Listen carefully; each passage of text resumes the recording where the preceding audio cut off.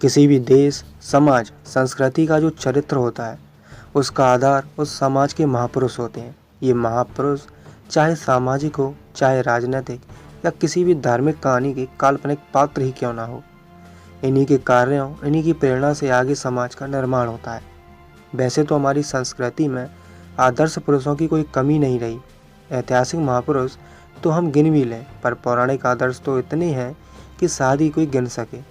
पर क्या हो कि आपके तथाकथित आदर्श महापुरुष जो अपने आप को श्रेष्ठ और संस्कारी कहलाते हैं, कोई कहता है वे महान कर्मों के कारण श्रेष्ठ हुए, तो कोई कहता है सात्विक आहार से श्रेष्ठ हुए। ये अपने आप को बड़ा चरित्रवान मानते हैं। वो चरित्रवान महापुरुष व्यभिचार में कितने अव्वल थे, इस आज की वीडियो में आपको पता चलेगा। क्या हो कि जो आदर्श जिन्हें हम अपनी लाइफ का हीरो समझते थे, वो विलन निकले। इसके दो ही कारण हो सकते हैं, या तो हमने इन आदर्शों को समझा नहीं, या फिर हम आदर्श ही गलत चुनते आए। आपने अभी तक कई कहानियाँ टीवी सीरियल में, मूवीज़ के माध्यम से सुनी होंगी, सुनाई भी होंगी। आज मैं भी कुछ कहानियाँ सुनाई देता हूँ।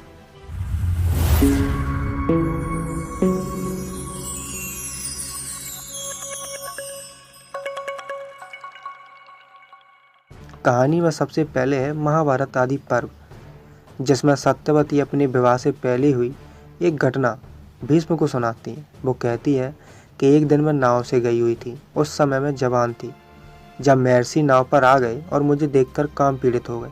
मैंने कहा, मैं अपने पिता से डरती हूँ और आपके श्राप से भी।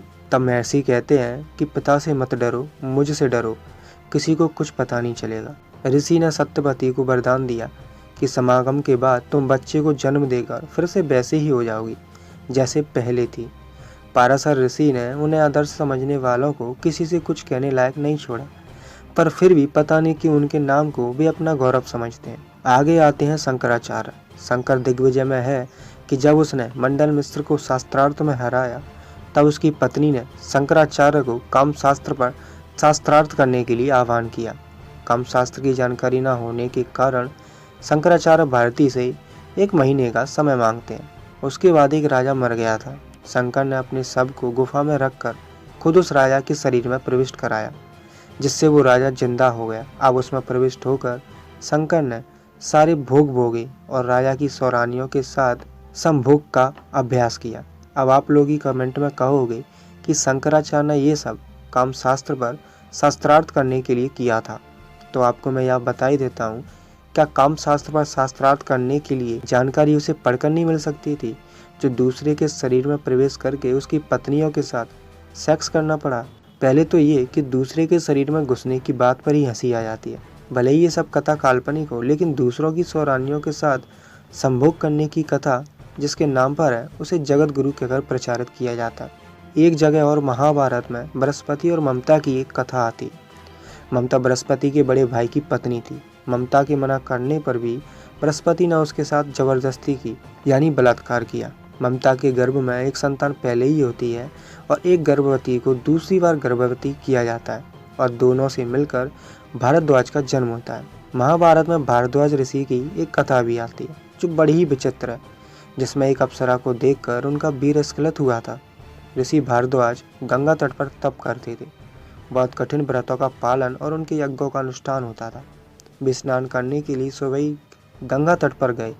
वहाँ घृतार्ची नामक अप्सरा स्नान के वस्त्र बदल रही थी। उसका वस्त्र थोड़ा सा खिसक गया। उसे देखकर ही हमारे ऋषि का वीरपात हो गया।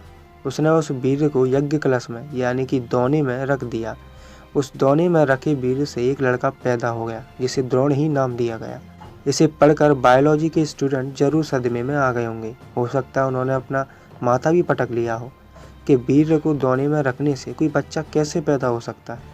ये उच्च कोटि का विज्ञान हमारे ग्रंथों, हमारे शास्त्रों में ही मिल सकता है। महाभारत अनुशासन पर्व अध्याय 2 में सुदर्शन की एक कथा आती है। कथा कुछ ऐसे है कि सुदर्शन की अनुपस्थिति में उसके घर कुछ बामन आए हुए होते हैं। अतिथियों ने सुदर्शन की पत्नी के साथ संभोग करने की इच्छा प्रकट की। सुदर्शन की पत्नी ने बामनों की इच्छा की पूर्ति की। उसके बाद सुदर्शन ऋषि घर पर आते हैं और जब ये आतिथ्य प्रकार ज्ञात हुआ तो कहा, आज हम धन्य हुए। पितामह भीष्म धर्मराज से कहते हैं कि इस सत्कृत्य के कारण सुदर्शन की कीर्ति त्रिभुवन में फैल गई और उसे इंद्रलोक प्राप्त हुआ। महाभारत में आदि पर्व में एक बामन ने ऋषि उद्दालक की पत्नी के साथ जबरदस्ती संभोग करने की कोशिश की थी। कथा के अनुसार एक ऋषि थे, नाम था उद्दालक। उनका श्वेत केतु नामक एक पुत्र भी था। एक समय उद्दालक, उनकी पत्नी और श्वेत केतु तीनों एक साथ बैठे थे। इतने में ही बामन आया और श्वेत केतु की मां का हाथ पकड़कर कहा, हे युवती, मेरे साथ चलो, और उसको लेकर चल दिया।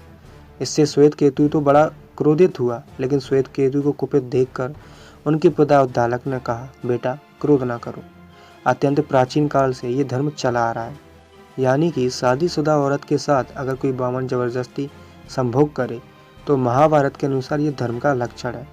तभी तो आज आज़ादी के इतने सालों बाद भी हमारी सृष्टि करने वाली नारी आज भी हंसिया पर खड़ी है, अपने सम्मान की लड़ाई लड़ रही है। नारी को देवी की तरह पूजने वाले समाज में आज नारी की हालत क्या है ये आप अच्छे से जानते हैं, जिसका कारण ये व्यभिचारी आदर्श ही है। मंदिरों के बलात्कारी ब्राह्मणों पर मध्यवर्ती यात्री बर्नियर ने लिखा है कि जगन्नाथपुरी के रथ यात्रा के उत्सव के समय एक सुंदर कन्या का जगन्नाथ से विवाह किया जाता है। मूर्ति के पास बैठाकर उससे कहा जाता है कि रात को जगन्नाथ तुमसे मिलने आएंगे और उन्हें जो आवश्यक होगा पूछ लेना। रात के समय चोर दरवाजे से कोई जगन्नाथ नहीं बल्कि पुजारी उस मंदिर में चला जाता है और उस कन्या के साथ संभोग करता है, और जो चाहता है वही उस बेचारी को विश्वास दिला देता है।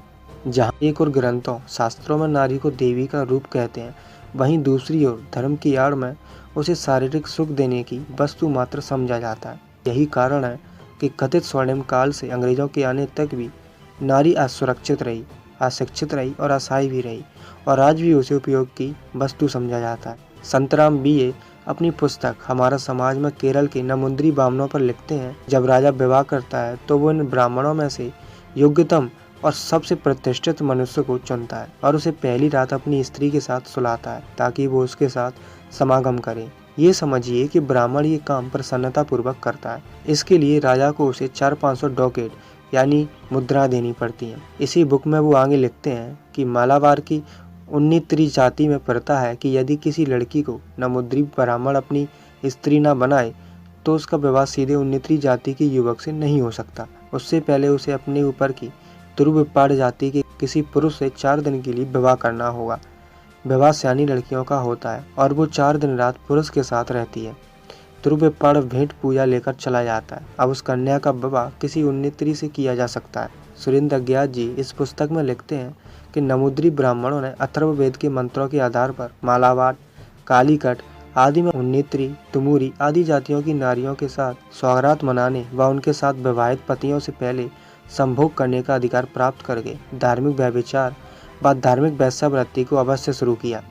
बम्बई प्रेसिडेंसी में वैष्णव संप्रदाय के पुरोहितों ने यह दावा किया कि उन्हें अपने संप्रदाय की स्त्रियों के साथ प्रथम संभोग करने का अधिकार है। यह मामला सन 1869 ईस्वी में बम्बई उच्च न्यायालय में करसौनदास मूलजी के विरुद्ध इस संप्रदाय के प्रधान पुरोहित द्वारा दायर किए गए महाराज की मानहानि मुकदमे की सुनवाई के वक्त उठा था।